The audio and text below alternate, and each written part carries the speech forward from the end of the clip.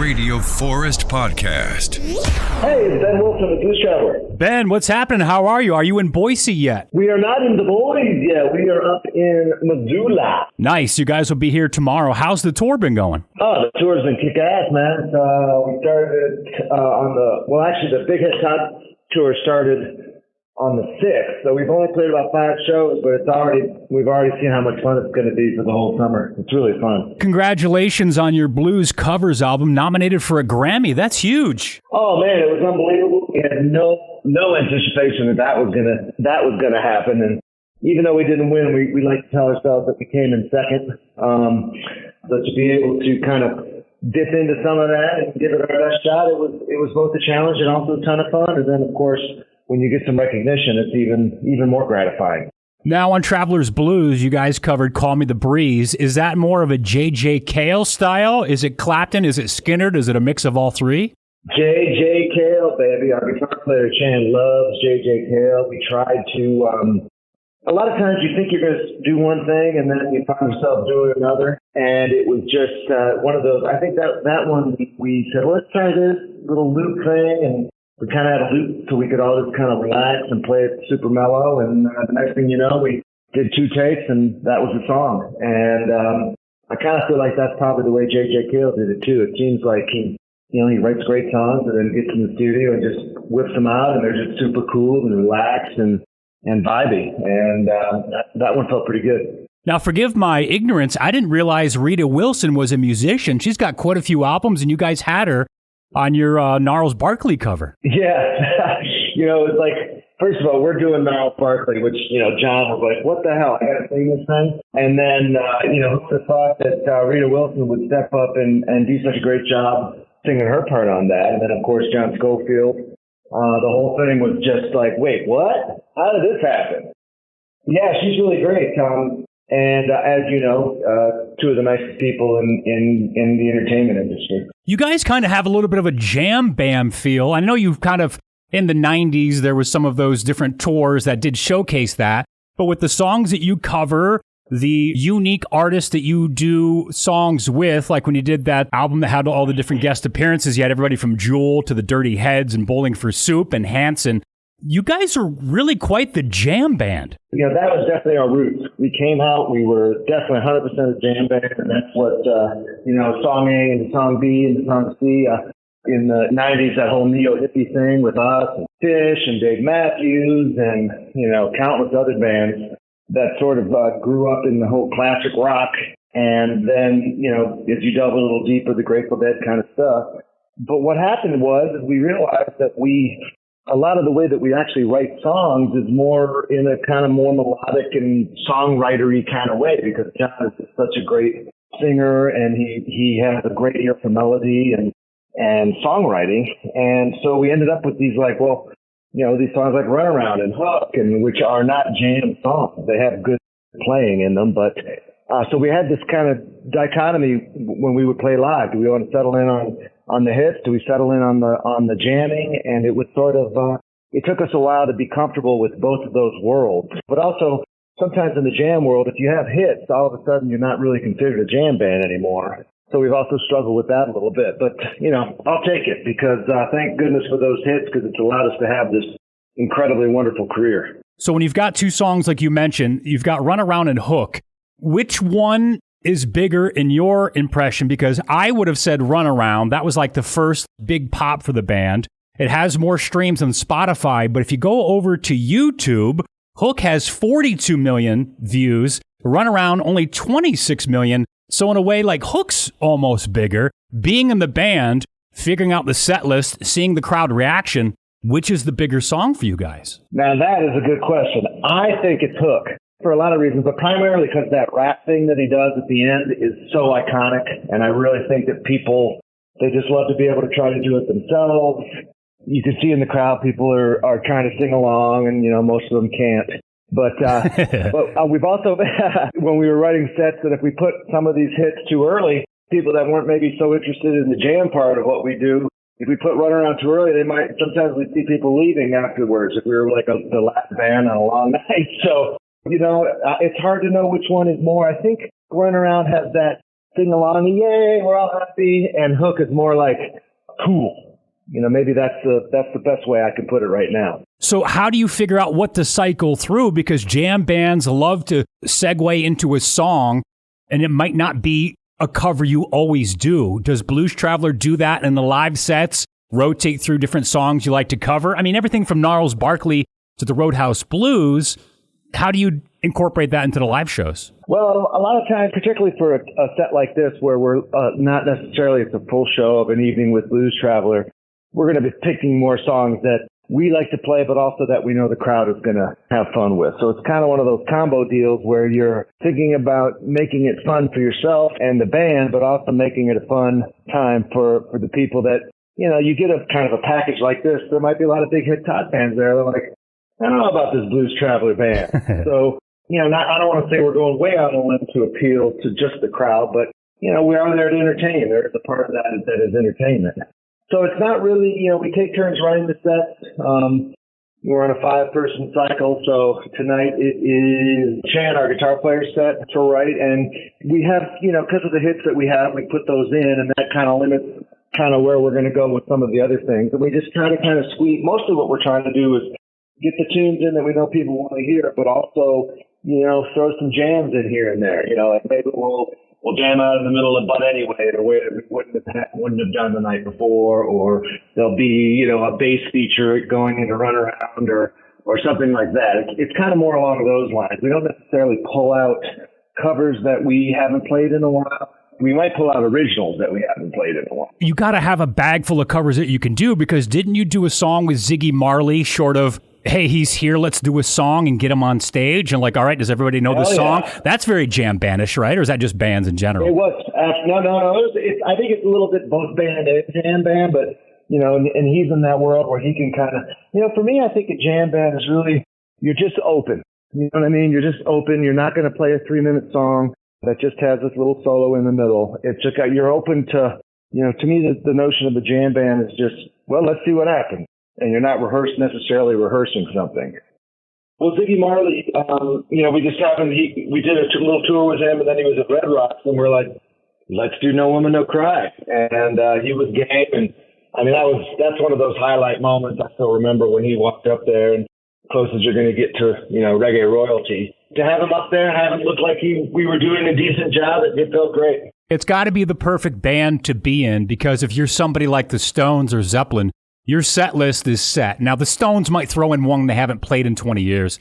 They can't do what you guys are doing. I don't know if they necessarily can do No Woman, No Cry off the top of their head. I mean, maybe the Stones is a bad example. They probably could. But you know what I mean? If you get too big, too popular in radio, and too pop, your set list is set. You're like, we got 30 songs that we have to play.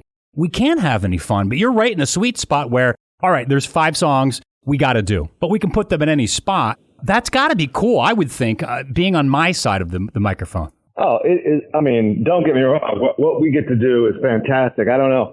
Would I mind, since I grew up as a teenager, jumping around in my living room with a broomstick, pretending I was Keith Richards and Mick Jagger, I think I might. It might be fine. I don't know that I don't know if I'd be complaining. I don't know if I'd be too disappointed to be able to pick from 3 decades of hits to or Paul McCartney or something like that. I know what you're saying, and it is cool. And I do know that having those hits allows us to do a lot of things that other jam bands can't, because they don't have those hits that can appeal to a wider audience. So we can get into a situation where maybe a city fest in Minnesota somewhere, they need a band that's going to appeal to a large cross-section of the community. And we have those hits. So most people have kind of heard of us or heard of our name. But then we can also show them this other side of what we do that some other bands of our same ilk can't do or don't do. I'm not saying they can't do it. They don't do it. So we are in a very fortunate position. And, John is just one of those singular artists. It's awesome. I'm grateful, that's for sure. You guys all play multi-instruments, or can. You mentioned John, he's singing, he's playing harmonica. I think you play a little guitar too. You sing, you play keyboards and piano, and, Chan's fantastic. So who would you rank as the best musician? Oh, my goodness. Well, that's tough, but I think you got to put John up there. I mean, that guy can walk on stage at any time. You hand him hand him the harmonica that the key is in, and they go, all right, take a solo, John, and he just kicks its ass. I haven't seen many people who can just do it the way that John does, and I've seen him do it in a lot of different settings with a lot of different bands, and your jaw drops at how cool, he can walk up there in any setting and just rip a wicked solo. So I'd have to give that one to John. Well, let me ask you about two bands that I know that you're into. What are your thoughts on John Mayer being in the Grateful Dead? Pass.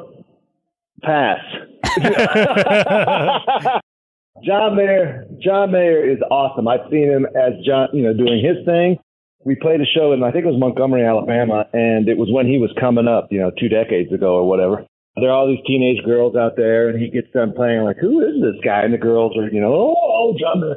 And then we get on stage, and we had planned to have him sit in. So we're up there and we're playing, and the teenage girls are kind of melted away by the time we got up there. And then he comes, and then we call him back up, and it was just like, it was awesome because you just got to get a sense for that, like that pop sensation of a young kind of hot guy who's singing about girls and their bodies. It was really cool to have that experience. And then later on, I saw him when he was doing his blues thing. And, I know he's gotten a lot of bad rap for some of the things that he has said over the years. But, I mean, the dude, I really respect him because he's tried to do a lot of different things. And he plays in Dead & Company, he plays great homage to Jerry. He's really trying to have that feel and bring that same, to the extent that anybody can do Jerry.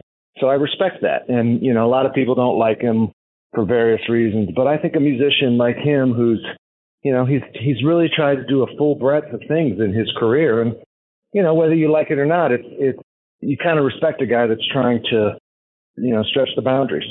Yeah, I thought him jumping on stage with Dead & Company, I didn't see that coming. I didn't realize he was that guy and had those skills. And I'm like, oh, he's just trapped in a pop guy's body. And he wrote a couple songs that he just wrote. I mean, you don't know what's going to get huge. If you could, we'd all be musicians. And he's like, shit. And now I'm a pop guy. And he's like, but I love the Grateful Dead. Well, Grateful Dead's not pop music. You know what I mean? It's got a kind of a tough gig in a way. And him joining that made me see him in a different light. I totally agree. I'm not the hugest Dead & Co fan. I've seen them play a bunch. And I think as Bob's gotten older, they started to play a lot slower, in a way that I don't enjoy as much as the Dead. But calling them a Dead cover band, it's like, well, I mean, Bob Weir was there, Mickey Hart is there. I mean, still, this last tour it was Kreutzmann, and it's easy to sit back and criticize bands, and then you get in one and you try to make something happen, and it's a little different story. So what about seeing the Dead live? Surely you have then. Oh, that was amazing, as a kid, and then in college, and I loved it. It was awesome. How much? A lot of. Go ahead. I'm sorry. Go ahead. No. I was just gonna say, how much do you remember? Well, I wasn't sure we were going to go there, but I do remember the parking lot scene and enjoying that, and maybe a little too much in my youth as the guy would come by and say, "Anybody looking for some party favors?" and look at me and said, "Oh, I see you've already gotten started." So it's funny. I never saw the original. That's why I ask. I saw him later, and a lot of people again.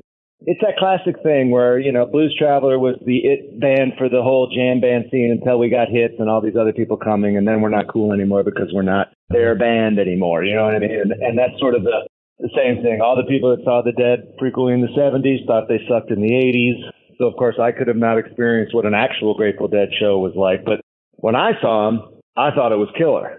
I didn't know any better, apparently. A buddy of mine, he lives in Boise, Dave Morris. Huge Deadhead, and I've learned more about the Dead from him than anybody. And he just said, nobody told anybody what to do or play. It was just get up there and do your thing, and it just lent itself to this just extremely cool sound. But like any band, they had to play crappy gigs for 2-3 years before they became who they were, and then watching them develop and change over time. You may not like the decisions that bands make, but if you respect the band at one point, don't take away your respect just because they're changing. You don't have to buy a ticket anymore, but artists are artists for a reason. And sometimes they make choices that you may or may not like. Well, I guess being in a band really changes how the bands that you like, how you view them, because now you're on their side. You're like, oh, wait, I can't hate them because it's not my exact favorite band anymore because they're for a good 10-year period. they were the band for me. That's true. Although I still reserve the right to hate anybody. Tomorrow, you guys are playing at Outlaw Field at the Idaho Botanical Garden. And whenever I think of that venue, I think of seeing Greg Allman there. He passed away shortly after that, but it was just so cool to see him on stage at an outdoor venue. And I know you're sort of an Allman Brothers fan too, right? Is that accurate? Can you tell me about seeing them or what that band meant to you? Oh, it was awesome. Well, he sat in on one of our songs back in the day, and the Allman Brothers early on for the band was we were fortunate enough, I think 2 summers, because of Bill Graham's involvement early on, a couple of summers, we got to open for them and really start learning the chops and hanging with them, and Dickie Becks and Allman, and it was killer. We were playing at Red Rocks on the 4th, and they were there the 2nd and 3rd and going down and watching, and then the lineup's changing over time. And again, another jammy kind of thing where you just, let's just see where this thing goes. And you have it typically means you have to have somebody like a Dickie Betts or a Jerry Garcia or somebody like that can really carry that level of soloing and make it interesting, at least to me, for a length of time. But, it's just that Southern inflection. And then the Grateful Dead are more that kind of Western, kind of bluegrassy start, and then it turns into something else. And, they're just coming from all different angles.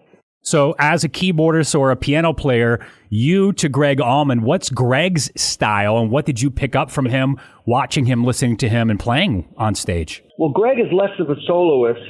He could solo, but he was less of a soloist than he was just a super cool accompanist. And then that voice.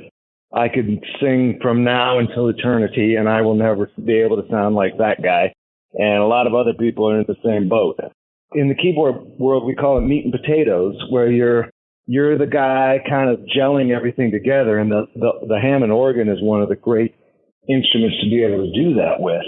It doesn't take up every bit of available space in the irritating way. It just kind of makes it a creamy cloud that one can sit back on.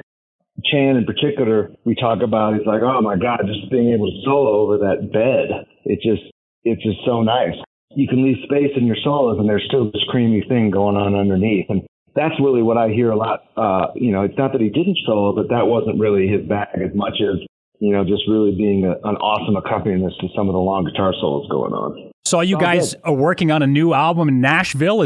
Are you done recording that? What's the timeline on a new Blues Traveler record? New Blues Traveler record is going to be a follow-up to the blues thing. We decided to do a soul thing. So we did Traveler's Blues. Now we're doing Traveler's Soul. It is all recorded. It's mixed. I think the label is getting ready to start dropping some quote-unquote singles that are really just teasers in this day and age. And, we did a bunch of old soul tunes, some Stevie Wonder, Al Green, those kinds of things. It was quite an experience. It was really fun to kind of look at, the next iteration of kind of where the American blues went, which was kind of this soul thing, which is still heavily blues-based, like most American music, even rock, and try to, get into that whole thing. And that's a whole different world, It's very arranged, picking out these songs that were pop hits back then, and you just realize, golly, these things are tight as a drum. What are we going to do with this? Because blues, there's a lot more room to, you can hear this blues song that it's a shuffle or it's New Orleans style or a rumba. People do them so many different ways. We didn't quite feel as much freedom to change up the way the grooves were, so it was more about our take on how we were going to play them. As usual, we had Matt Rollins, our producer, who just really has a great ear and really is a good sixth member of the band in some respects. It was a ton of fun.